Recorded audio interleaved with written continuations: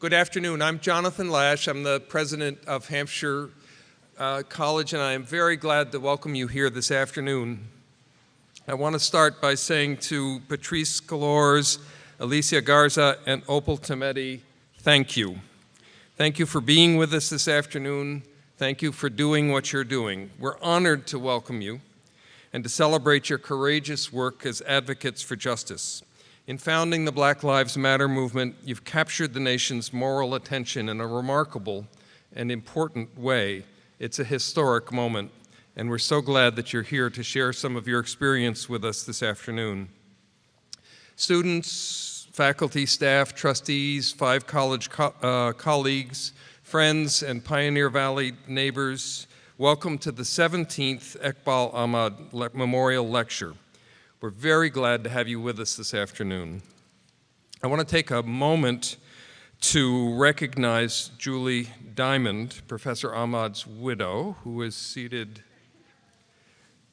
Julie, thank you for joining us this afternoon. We're glad to have you, and we're so glad to be able to do this annual celebration of who Eqbal was. I wish I had had the chance to meet him. There's also a group of over 40 students from Veritas Prep, a tuition-free charter school in Springfield. Where are you? So welcome to all of you.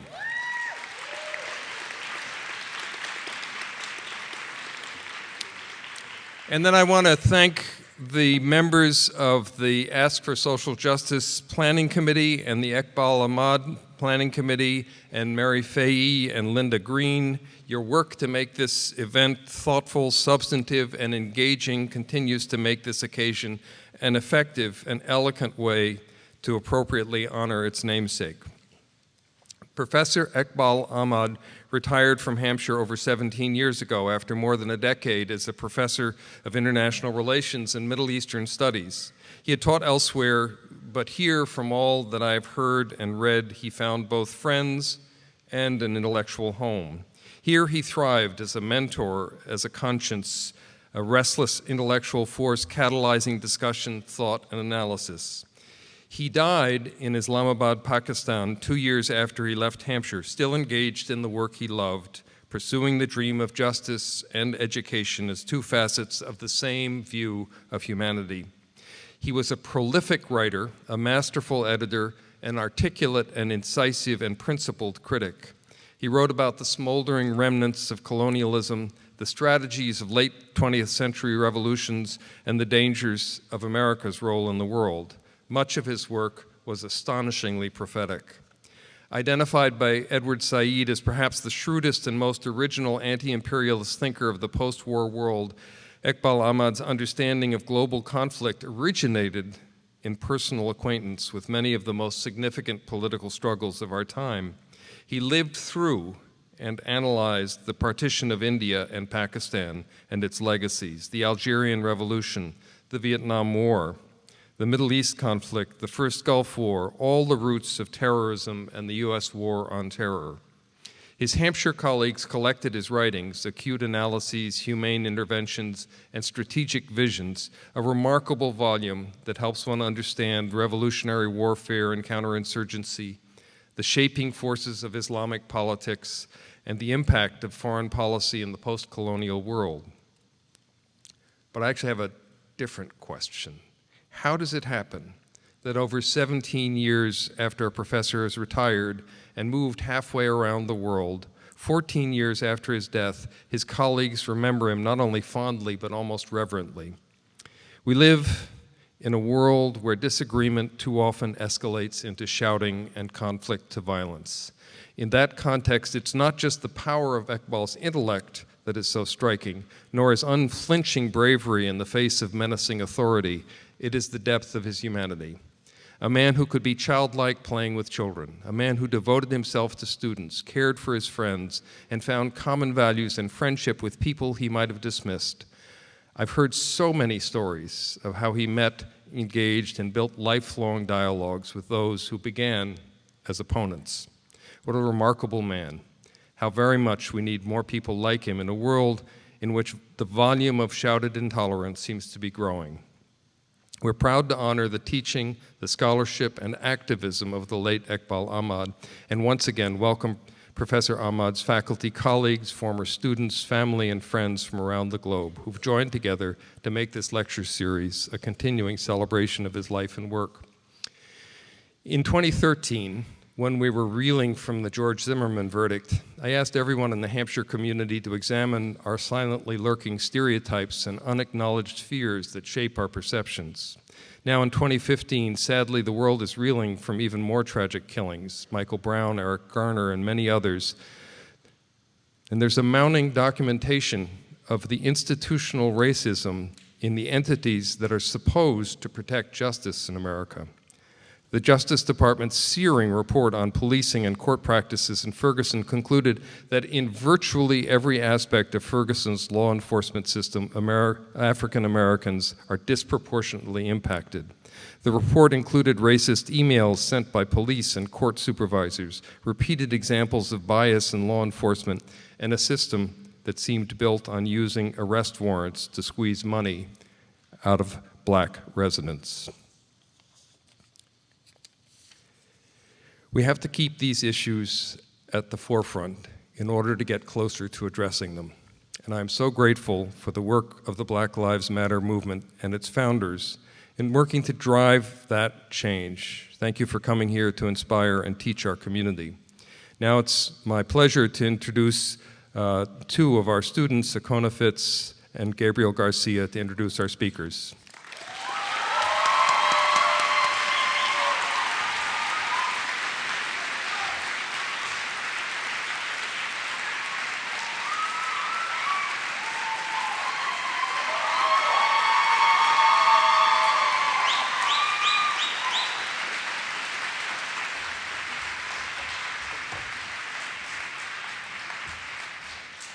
Hi, everybody. Shout out to Black Lives Matter, yo. Like, we're here.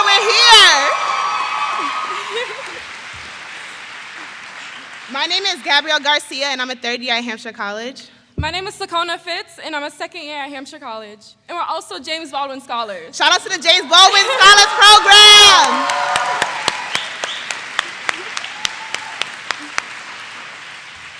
We are so happy to be able to welcome Black Lives Matter here at Hampshire College. Lord, we need it. And we are so proud to be able to be sitting on this stage introducing them for you. One of my favorite works by the late Dr. Eqbal Ahmad is titled, How to Tell When the Rebels Have Won. This piece informs so much of my work as an activist, organizer, student, and young person who deeply cares about our generation's liberation struggle. In his piece, Ahmad challenges the United States' misconceptions about the goals of revolutionary warfare by stating that guerrilla combatants actually have little interest in physically exhausting the oppressive regime in power. Their true goal is to win over the minds and hearts of the masses and detach them from their relationship with the systems they cannot morally support. Ahmed goes on to say, the conditions leading to revolutionary wars are not created by conspiracy. They are partly inherent in a situation of rapid social change. But the outbreak normally results mainly from a failure of the ruling elite to respond to the challenge of modernization. How to Tell How the Rebels Have Won is truly a seminal work of Eqbal Ahmad, and if you hadn't had the chance to read it, you definitely should find the time to do so, especially in the wake of our rapidly changing global climate. To some, it may seem out of place to begin the introductions of our speaker, Opal, Patrisse, and Alicia, with a discussion of revolutionary warfare. But to those of us who have survived in neighborhoods that are over-policed, to those of us who have lost family members, friends, or survivors of police brutality and the prison industrial complex, and to those of us who, after witnessing the sheer brutality and indifference to the sacredness of Black lives, nothing short of revolutionary shift will suffice.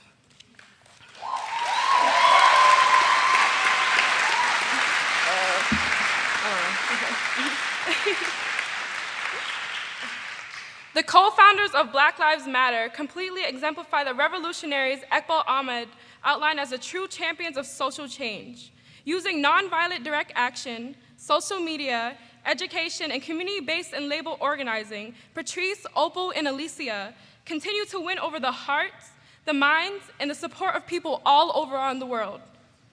Their organizing challenges the ruling elite to respond to the voices of Black communities who are tired of seeing Black blood running in the streets while no one blinks an eye. Patrisse, Opal, and Alicia have inspired a generation of Black youth to declare their lives matter.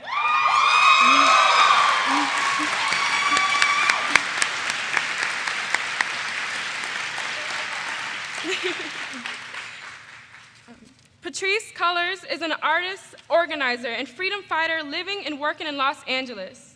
Patrisse is a founder of Dignity and Power Now, an organization dedicated to protecting incarcerated people and their families. Dignity and Power Now is dedicated to protecting incarcerated people and their families in Los Angeles. As executive director, Patrisse has undertaken several projects ranging from the Coalition to End Sheriff Violence, Freedom Harvest Artist Collective, a biannual publication, the Dandelion Rising Leadership Institute, and Building Resilience. In August of this year, the organization issued a report in collaboration with the UCLA Human Rights Clinic on a high percentage of Black mentally ill inmates. Give her a round of applause, everybody. Let's wake up the energy.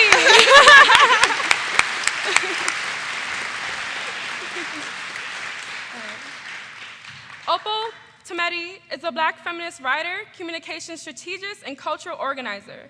Ms. Tometi is currently at the helm of the country's leading Black organization for immigrant rights, the Black Alliance for Just Communities, BAJI, a national organization that educates and advocates to further immigrant rights and racial justice together with African American, Afro-Latino, African, and Caribbean immigrant communities. She has been published in the Oxford Dictionary of African Biographies, and in November 2014 was named a new civil rights leader by Essence magazine.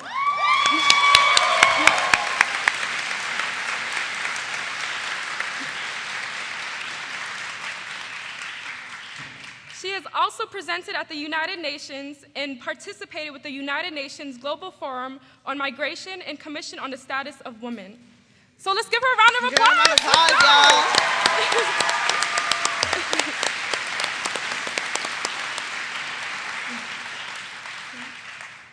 Alicia Garza is a Special Projects Director for the National Domestic Workers Alliance. She has been the recipient of multiple awards for her organizing work in Black and Latino communities, receiving the Local Hero Award from San Francisco Bay Guardian and the Guyana Communication Justice Award from the Center of Media Justice in 2008. Before organizing with domestic workers, Alicia served as Executive Director of People Organized to Win Employment Rights, POWER, in San Francisco since 2009. Under her leadership, POWER won free local public transportation for youth, fought for a seat at the table at some of the most important land decisions affecting working-class communities, organized against chronic police violence in Black neighborhoods, and shed light on the ongoing wave of profit-driven development that contribute to gentrification in San Francisco. Opal, give her a round of applause.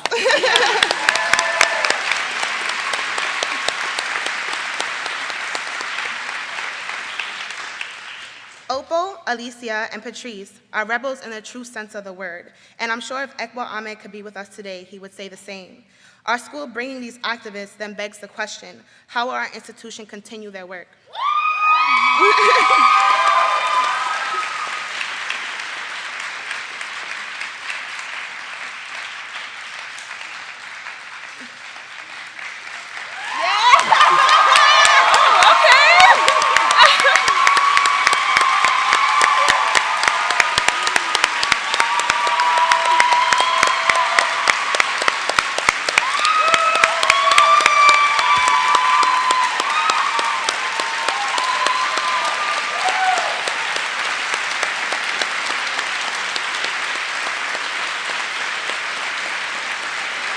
All right, good.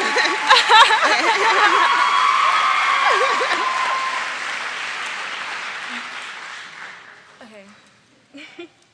Since Jonathan Lash became president and announced his commitment ensuring Hampshire strives to become an anti-racist institution, great strides have been made. Michelle Alexander, the author of The New Jim Crow, and Kimberly Crenshaw, intersectional feminist attorney and activist, have respectively been the speakers for the annual Eqbal Ahmad Lecture for the last 2 years.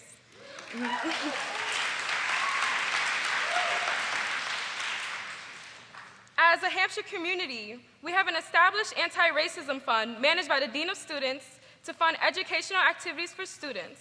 Last month, there were several Race Matters discussions during Black History Month, or what Opal will say, Black Futures Month. Yes. Organized by the several offices. These efforts by the institution are very much appreciated within the community, and we must continue to have these conversations and do much, much more.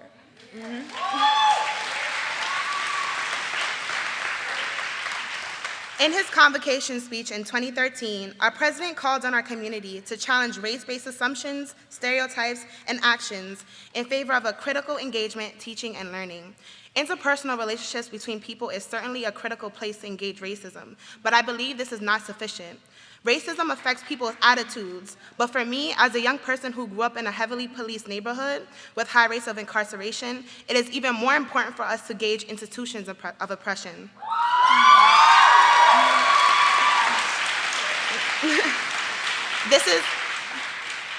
This is my third year at Hampshire College, and every year the Eqbal Ahmad lecturer talks about the prison industrial complex. As an institution, even a not-for-profit one, we have the power to impact the world around us in ways changing minds of individuals cannot. We have the power to choose what systems of power get our money, and the power to publicly make a stand for the world we vision, see and abolish against the prison industrial complex.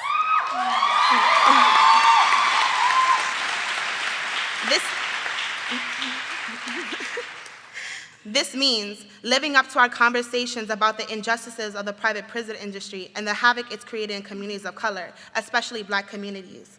In the footsteps of our speakers, Patrisse, Opal, and Alicia, it is of immediate importance that Hampshire College divest from private prisons.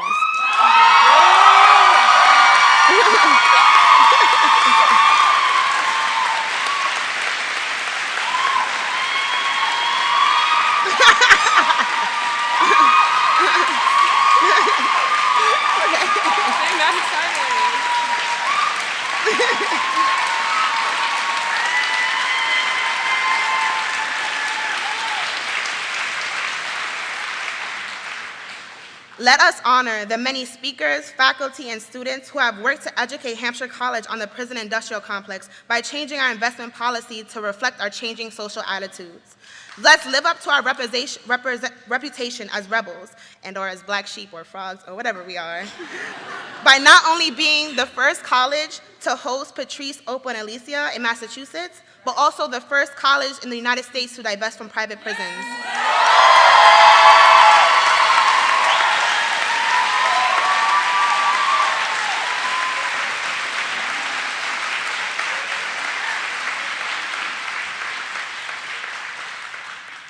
So we just wanted to ask one question, and we wanted to say, look around you, and who do you see? So make sure folks are looking around, because I see everyone's still staring here. So who do y'all see?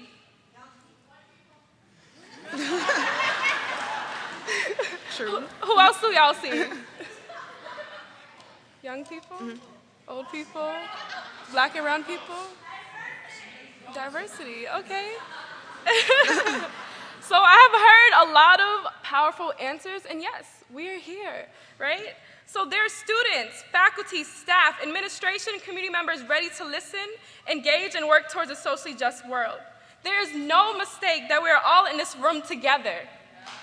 Did we attend this lecture to hear Patrisse, Opal, and Alicia talk about the creation of the political and ideological intervention, then leave with the knowledge but no action to transform our world? No, right? Or are we here to hold ourselves accountable into the anti-black racism, that we perpetuate and fight for the liberation of black lives for everyone's humanity? Yes.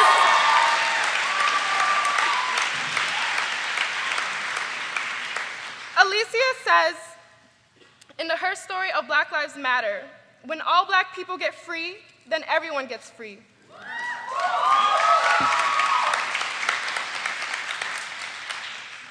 So I just want to ask a few questions and really, really please think about this and let it sit into your minds and digest. Are we actually ready to fight and support black people so we can get free? Or are we going to continue the genocide on black lives and embrace white supremacy as a living definition of freedom?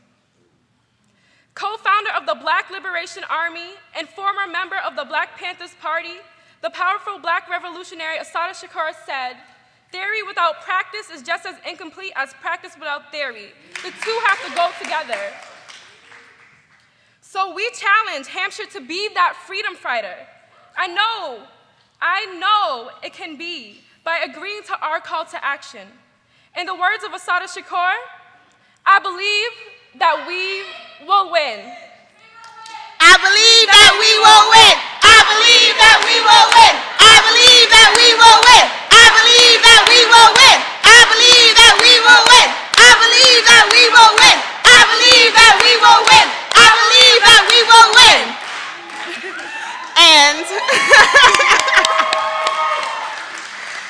And with that, it is our pleasure to introduce our keynote speakers, Patrisse Cullors, Alicia Garza, Opal Tometi, co-founders of Black Lives Matter and the speakers of the 17th Annual Eqbal Ahmad Lecture.